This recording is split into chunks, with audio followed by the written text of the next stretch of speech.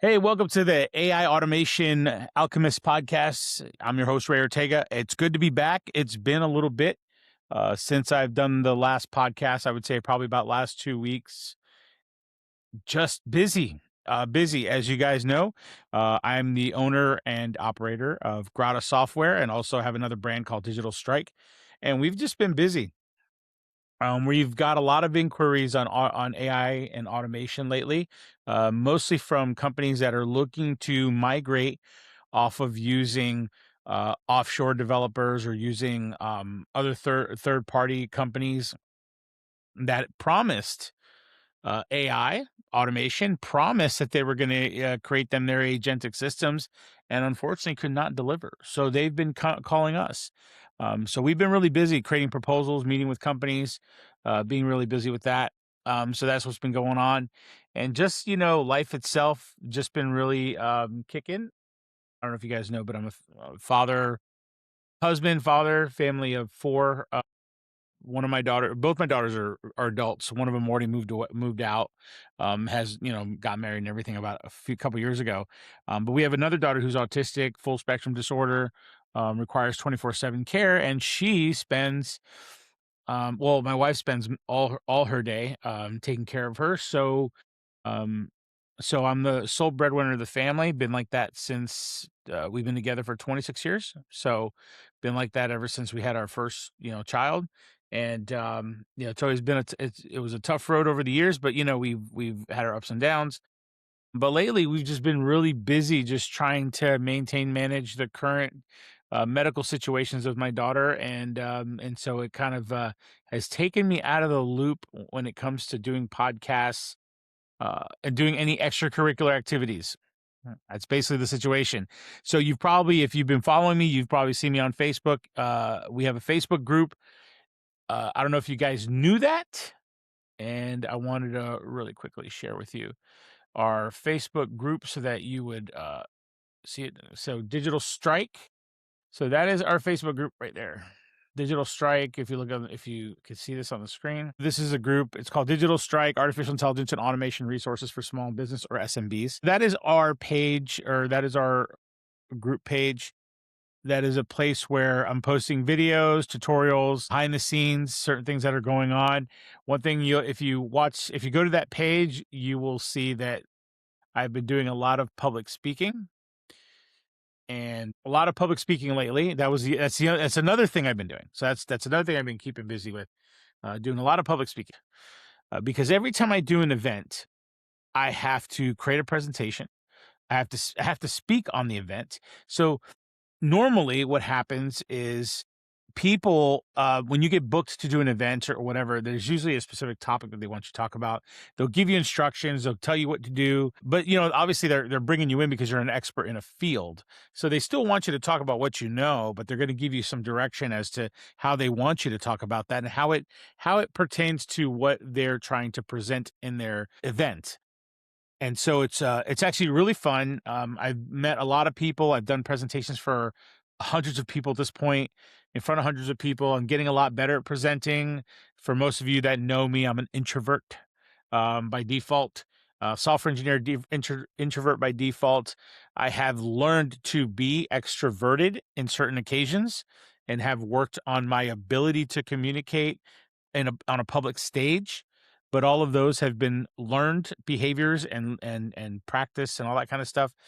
So I've been working on that, and I think I've been doing pretty good. I've been keeping up with some of the presentations. Every single one of these events that I talk at, they do a survey after, and I tend to get really high remarks. So far so good. It seems like there's something that I'm really, really good at, and that's public speaking.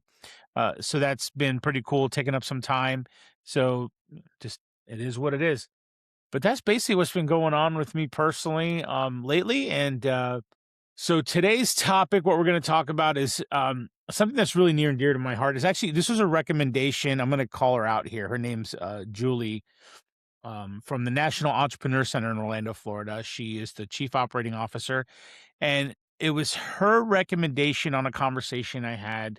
I talked about the current state of artificial intelligence and the market, uh, in the marketing side of it, and how there's a lot of misconceptions, a lot of talk out there in the space, people crossing over from being a marketer to now calling themselves an AI consultant.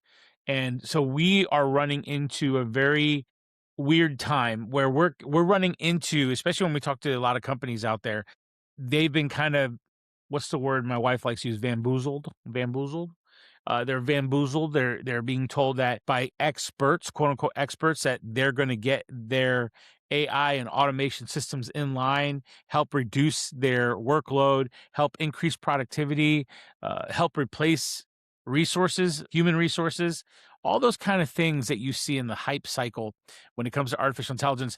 And so companies are just, they're getting fatigued. First of all, they're getting fatigued on the subject.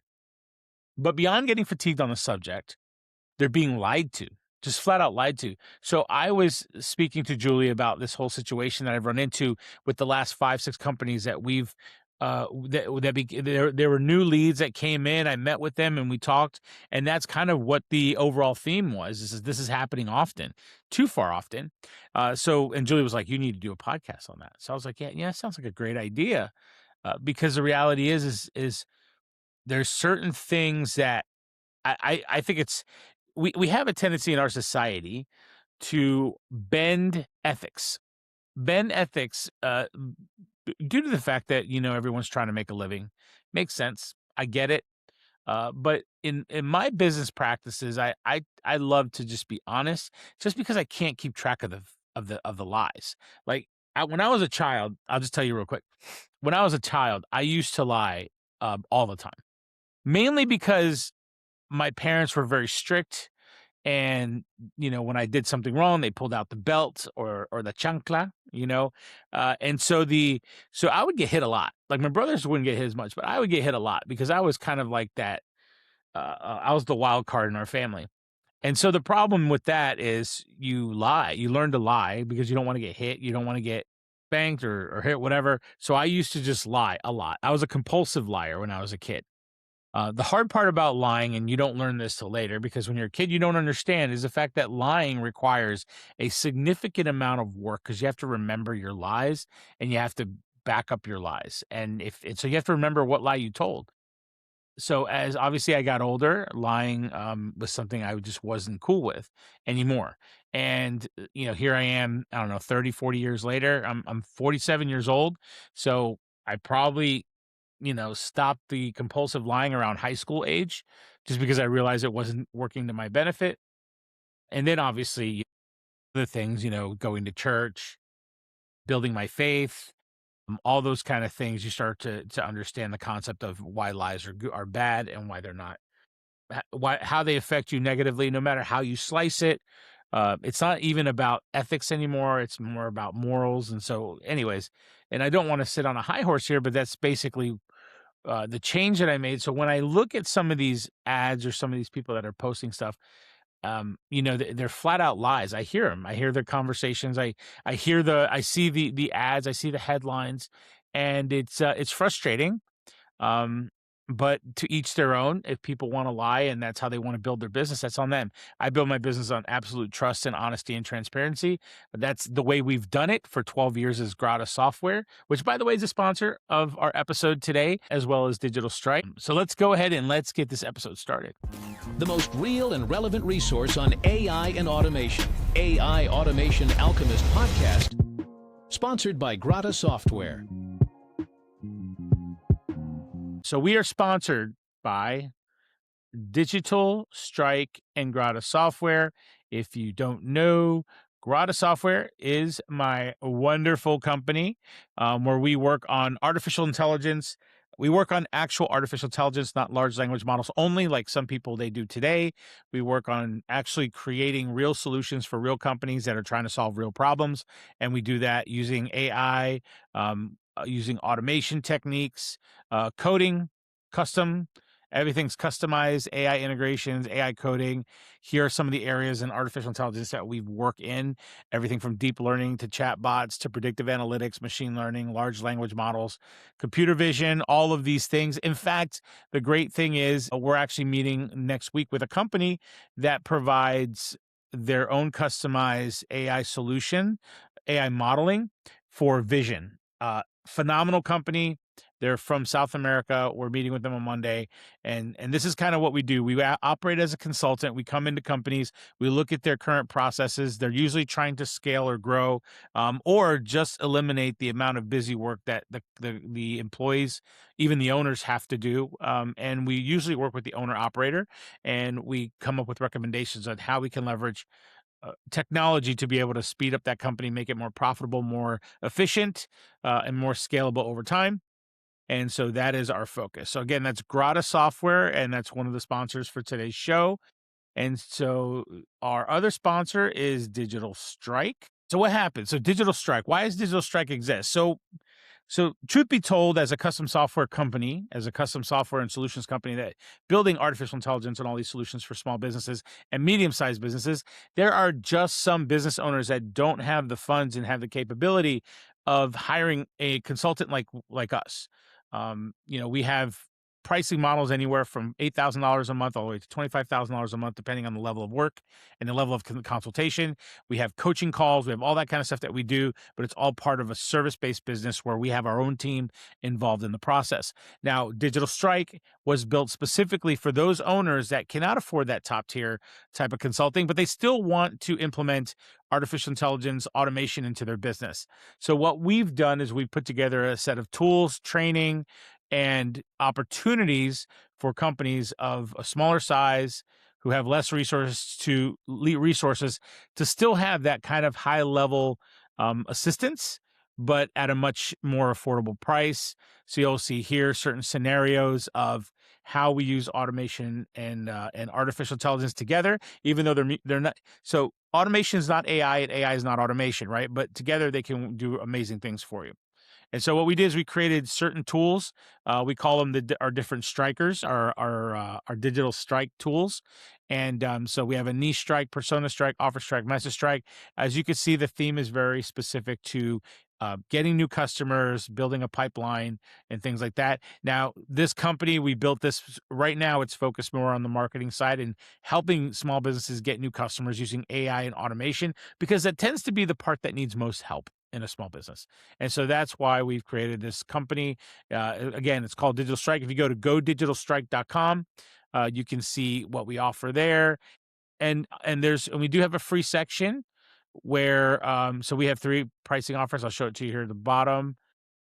So right here, so our toolkit is $797. We have a full custom, or not custom, but a full consultation and coaching program along with the tools, and we help you with tracking KPIs and all that stuff. You get direct access to me on one-on-ones, and that is our $1797 a month program. But the tools themselves, if you just want the tools, it's $797 one time, and you get access to all the tools in order for you to help streamline the front end of your business, which is customer acquisition, creating the right messaging, targeting the right avatar, and making the appropriate offer that you need in order to be able to grow your business and to sell in your business.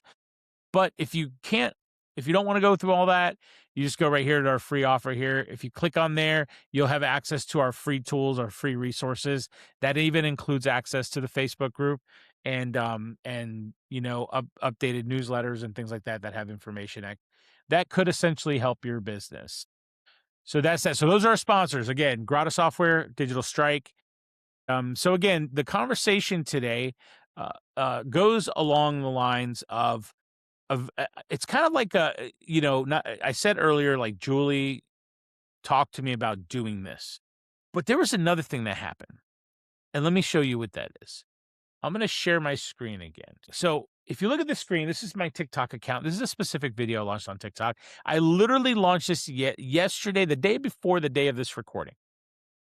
And let me tell you, I don't pop off much on TikTok, but I keep popping off lately. Thanks to a lot of coaching, by the way, and a lot of training from my masterminds and stuff that I belong to.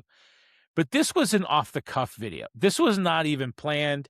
I was sitting in my car, and I just found it very interesting. I'm going to play you a piece of this clip so that you can see what I'm saying. Hopefully the audio comes in. It's been awfully quiet lately. All of these agentic AI gurus out there who were making millions of dollars off of agentic AI systems that they were building in OpenClaw and all these other things. I mean, There was a time where like every single post was one of y'all. I'm assuming you guys got that bill. Yeah, you guys got that bill. It came in. You realize, shit, I just spent 3 times more than what I make in a month, and now I got to pay this off because they won't let me use my tools because I can't pay the bill. I think there's a reason why we're seeing a huge amount of y'all not on social media anymore right now. I think y'all went ham on that crap and put yourselves in some pretty deep water. Anyways, just checking in on y'all, see how you're doing since I hadn't heard from y'all in a while.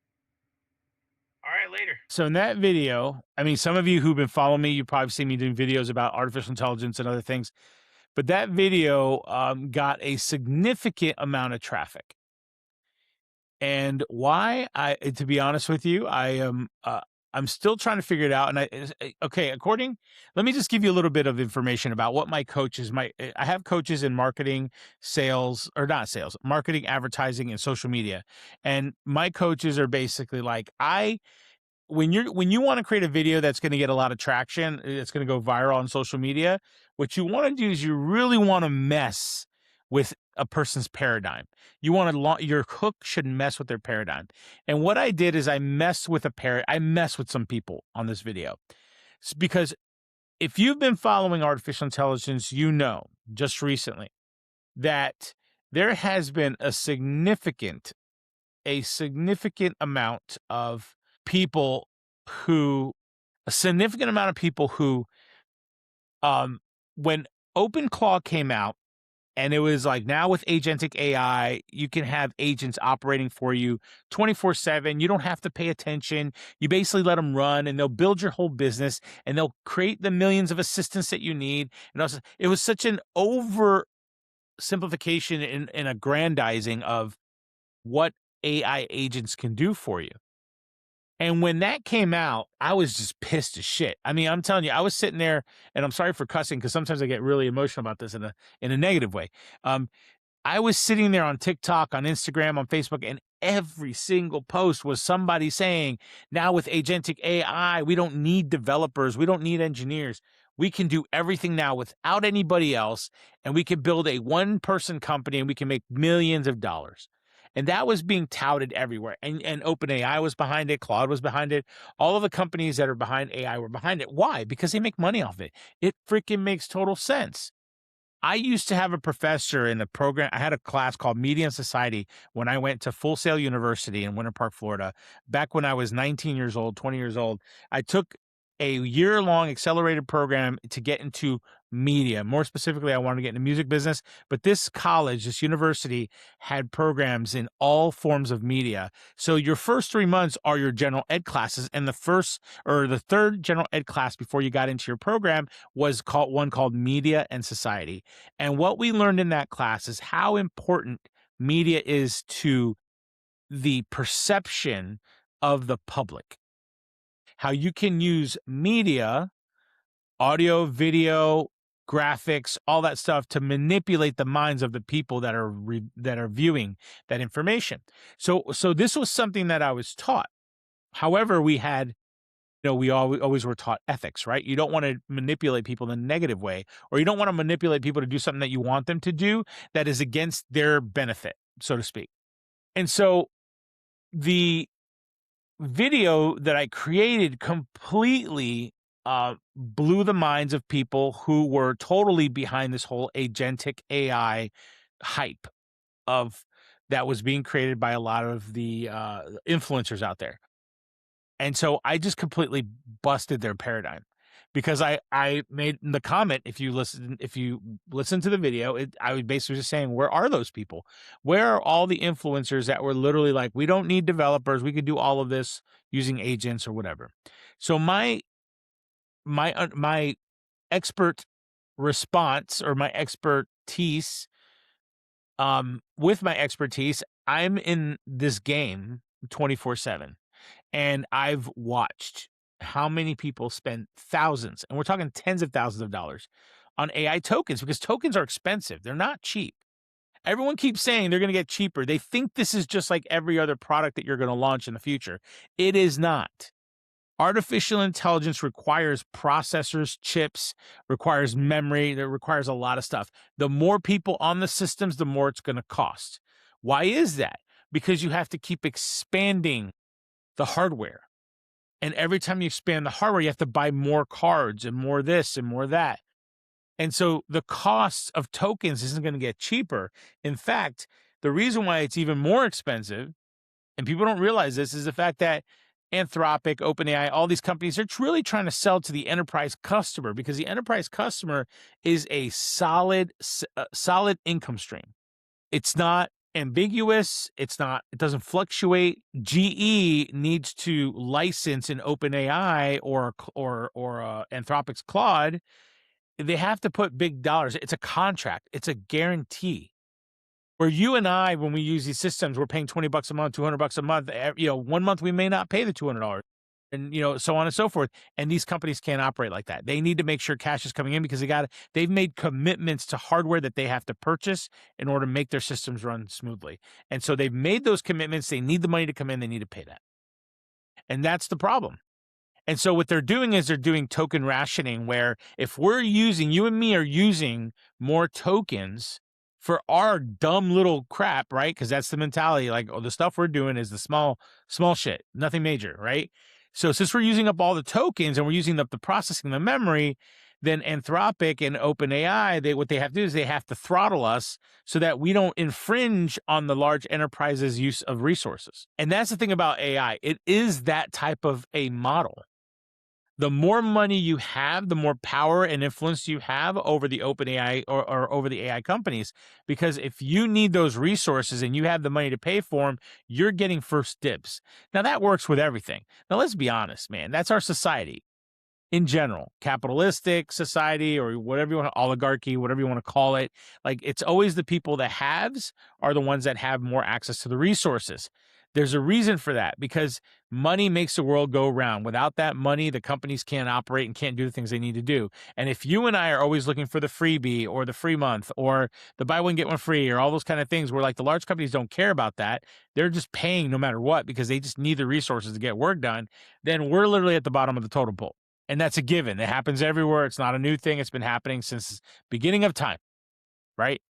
You had more goats than the guy who had cows, and you could provide a specific meat, or you could provide milk in the farm, and then you can barter with other people. And the only people that were able to barter were people that had something, and they were able to barter with other people that had something.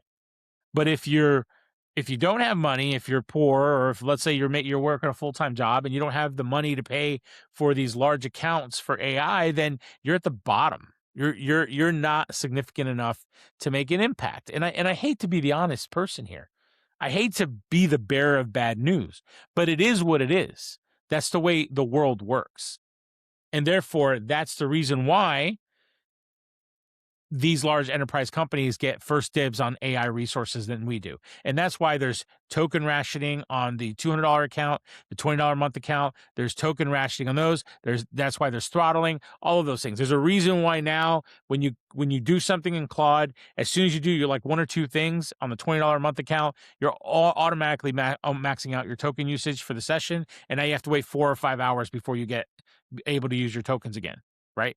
So it's all those kind of things. And so the reason why I mention all that is because this video, again, nailed the emotions of some people out there. And just like I was told by my coaches, that triggers responses. That triggers engagement.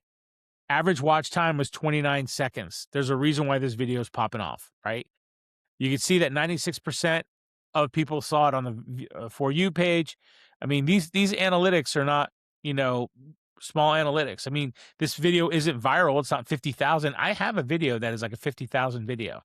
In fact, let me see if I can pull up my profile so you can see what I'm talking about. Let me see. So I'm going to go back. I'm going to share my profile. See if I can pull that up here. Where's Ray's profile? Right there. Is that it? Yep, that's it. Okay. So this is my profile. So you can see what I'm talking about. I'm going to pop myself in the bottom. Whoops. And so this video, video number 1 says here, your OpenClaw wastes more time than planned, 40,300. Now, that was another one. The first sentence of that video, I'm literally busting up all of these OpenClaw influencers when OpenClaw came out, and basically was like, you're wasting money, you're wasting time. And the whole story was talking about my own engineer that works for me that had come up to me and was like, talking all this OpenClaw stuff. And then I literally basically said, no, it's dumb. Like, you're dumb.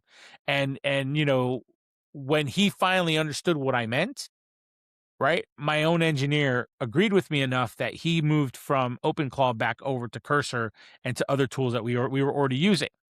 But that's what I did. I messed with the paradigm, right? This other one here, vibe coding warning. I literally talk about a bad experience with vibe coding, like not my basically.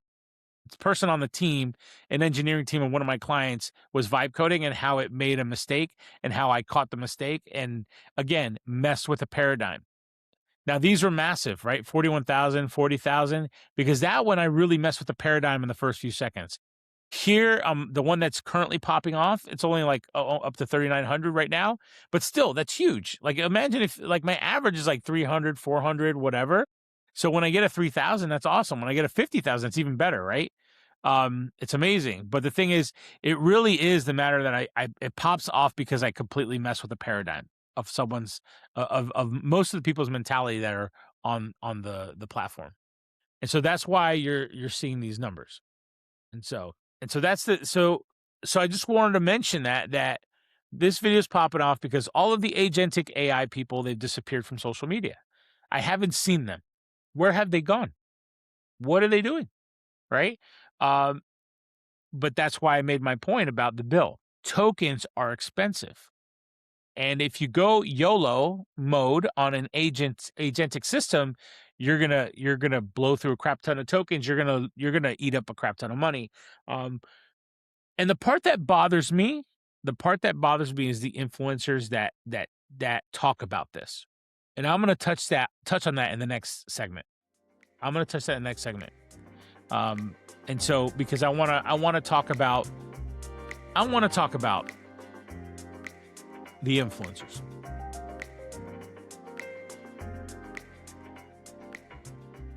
All right, so I'm going to go to my favorite site. And again, I'm sharing my screen. Yes, baby. All right, so what you guys are seeing on the screen right now is called the ad library. So if you're watching this, you can see this.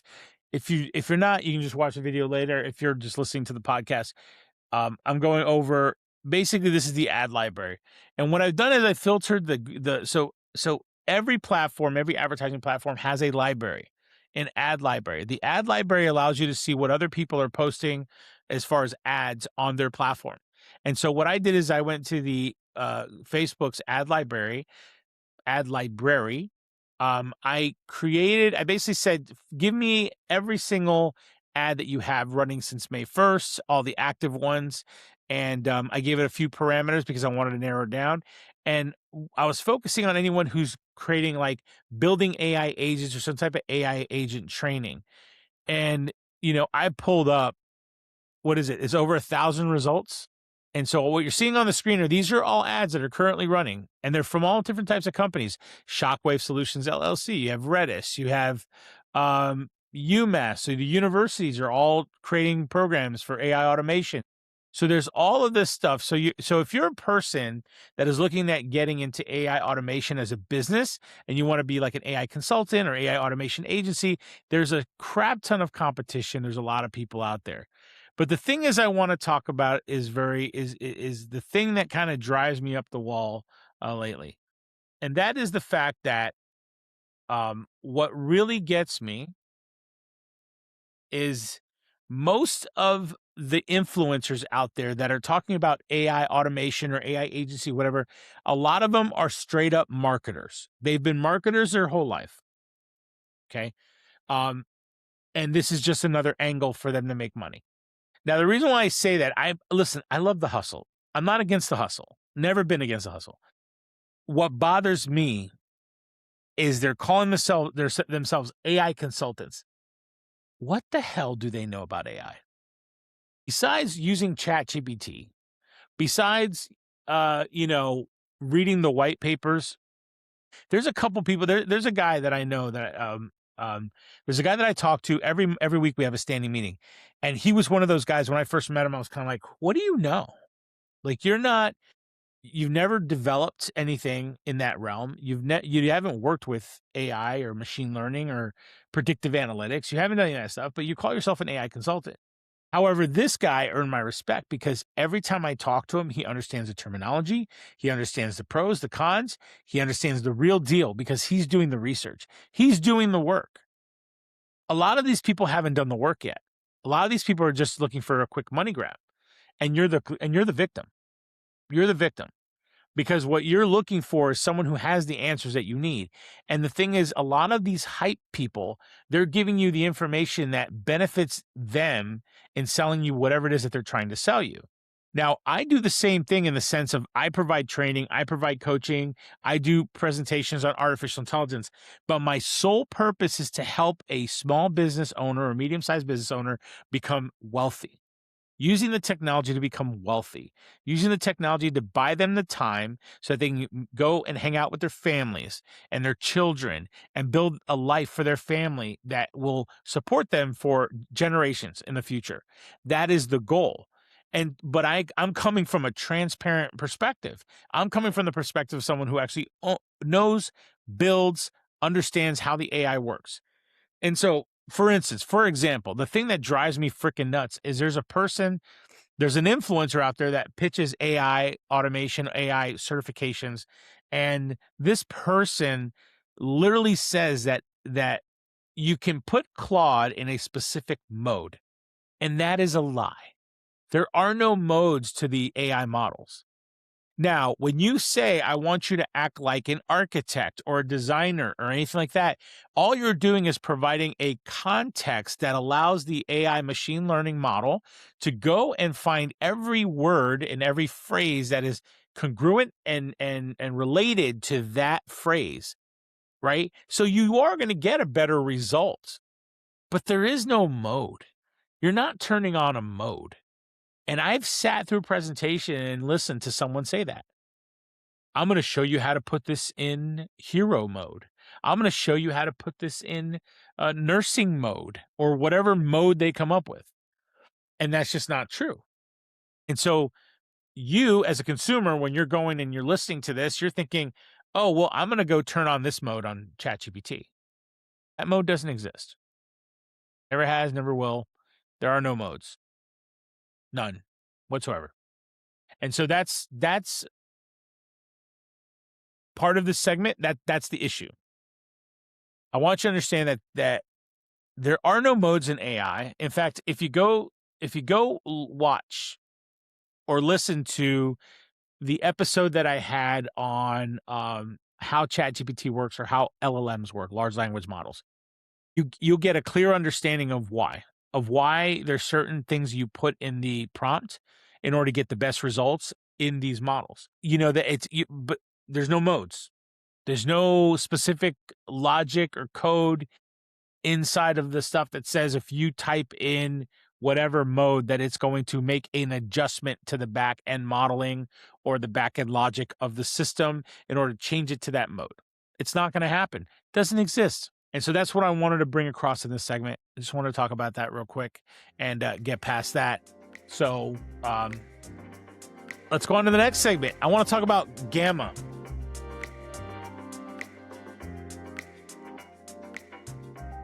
I've told you guys that I've been presenting a lot. And I want to show you how much I've been presenting and how you can leverage this for yourself. It's called Gamma. Now, truth be told, we're not sponsored by Gamma. They're not paying us anything. This is purely for me to show you Gamma and how awesome it is. So these are all the slides that I've been creating. So every time I have a presentation, I have to create a slide. And it's not fun. It's not fun to create slides. If you ever worked in PowerPoint, like if you ever worked in Pages on Mac, it's amazing. It's a lot more intuitive, but PowerPoint is a pain in the butt.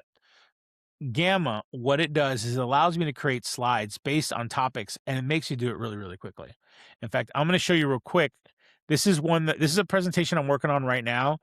Next month, I'm doing a presentation on social media, how to capture leads on social media, how to create content and capture leads. So I'm going to go to present mode so you can see the slide in its full glory. All right.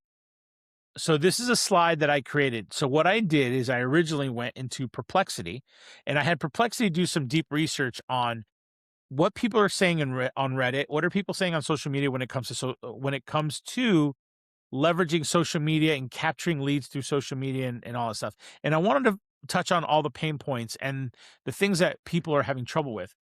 And it pulled back really good information. And then I created it into a framework that I follow based on my speaking coaches. And it did a phenomenal job. And all I do is I create all the slide templates. So I have a file, what's called a Sublime file. It's a text file. And in that text file, I have the AI create a markdown file actually. And I tell it to create or describe each slide in a textual way. And so what it does, it creates that. And I'm going to share my screen entirely so that I can jump between the different screens so that you see what I'm talking about. Okay, so basically I tell it I'm doing a presentation on AI automation, all that kind of stuff. And so it starts generating the slides for me. And then what I did is I output the slides. See right here? Sorry, let me slow down, scroll. See how it says like slide 18, identify reframe. You don't need more talent. You need and by the way, this is total chat. It's an AI framing. Like you do not need X, but you need Y. That's a normal thing that AI does. So what I do is I usually catch some of those and I'll just have AI rewrite it.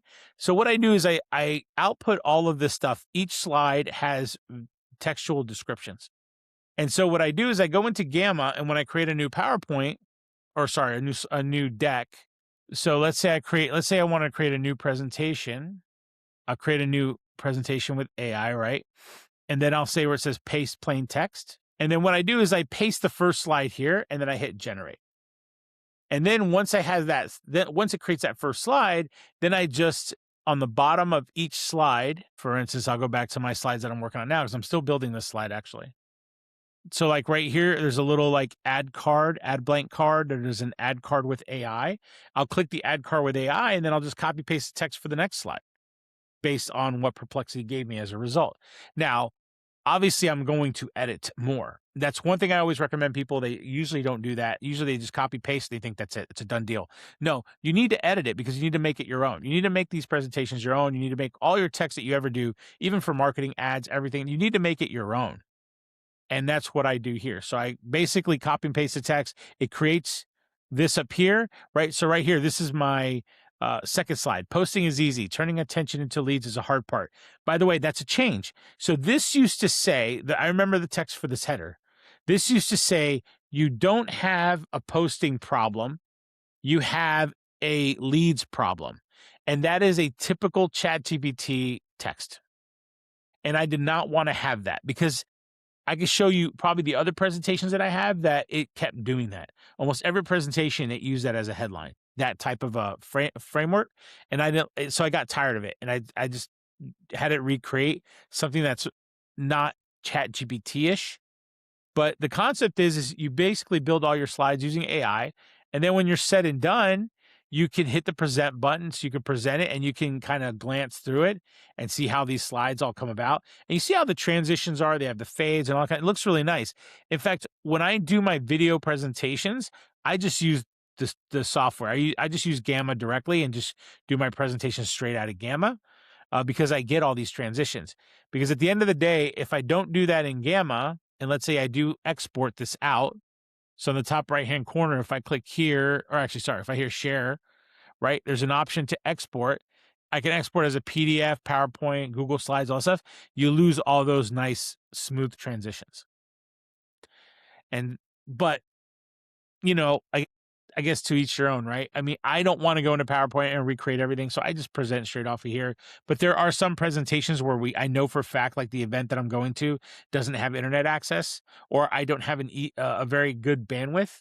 So what I'll do is I'll go ahead and I'll export the slides to a PowerPoint, and then I'll run it directly from the computer internally. I wish there was a way that it would keep all the transitions and the nice smooth fade ins and all that stuff, but that's something that probably they need to work on.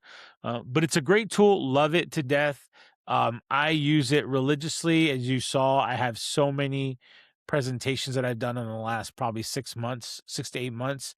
I even do proposals with it. So this right here, I did a proposal for a women's development conference, and my team did the assessment of timeline resources, and I created a complete proposal for the client, and then I just exported it out as a PDF. And so now they had a PDF proposal. And so this talks about the different things. Like I went through, like, this is the investment. This is what they want. These are all the objectives, right? And so I went through all of that, right? And I provided them the presentation. Really simple. And so that's what I wanted to just share. Again, that's Gamma.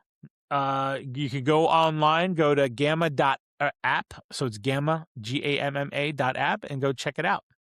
I don't get any commission for it. I don't get anything. It's just simply me just sharing free information for you. So, alrighty. So what else can we talk about that I haven't talked about? I think that was all I had for today. I'm going to go back to the screen. There you go. We're back on. All right, cool. So that's basically it for this episode. I just wanted to touch on a few things, a few topics. I didn't have a guest, so I figured I wanted to do a video or a podcast for you guys to get you up to speed on what's been going on. It's been 45 minutes, so I think we covered timing pretty well. I don't want to make this too long, you just listening to me, but I hope I was able to share some information that could be very helpful to you. In the comments, please, I would love to know, what do you think about the topics that I just talked about today? I want to get your honest feedback. Like, is this helpful? What would you like to see, right? Who would you like to see as a guest on the podcast? That would be awesome. And so that's basically it. So thanks for listening, watching, if you're watching. And I'll catch you guys in the next episode. AI Automation Alchemist Podcast.